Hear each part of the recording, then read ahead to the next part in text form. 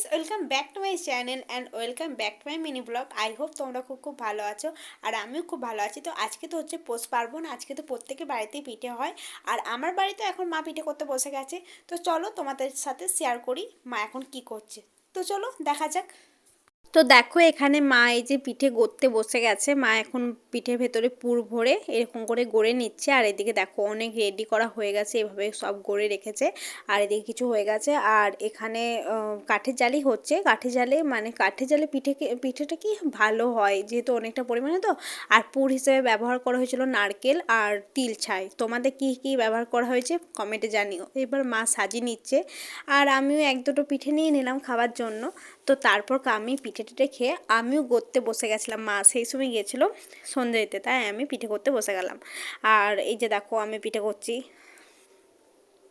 আর এই যে দেখো এই পিঠেগুলো সব আমি গড়েছি, এগুলো সব আমি বানিয়েছি। তো চলো এবার এগুলো ফুটো বাটির মধ্যে দিয়ে দেবো গরম জলে ভাপতে। তো এগুলো আমি একে একে দিয়ে দিচ্ছি। তো ভিডিওটা আজকে এই পর্যন্ত, দেখা হচ্ছে আবার নেক্সট কোনো ভিডিওতে। ততক্ষণ তোমরা ভালো থেকো, সুস্থ থেকো আর ভালো করে সবাই পিঠে খেও। আর আমার বাড়িতে সবাইকে পিঠে খাওয়ার নিমন্ত্রণ রইল, সবাই চলে এসো। তো টাটা, বাই বাই, সবাই ভালো থেকো, সুস্থ থেকো, টাটা।